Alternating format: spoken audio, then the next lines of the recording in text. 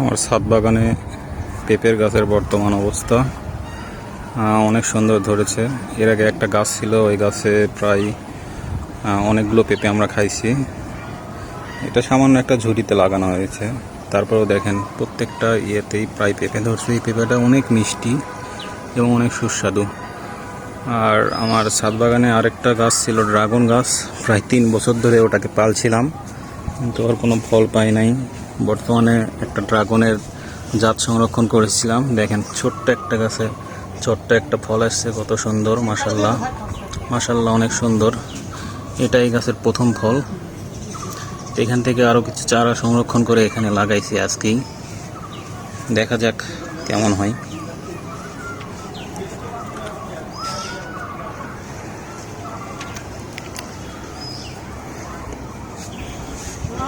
আমি এই ছাদ বাগানকে আরও অনেক সুন্দর করার চেষ্টা করতেছি, কিন্তু ওইভাবে সময় দিতে পারি না কাজের জন্য।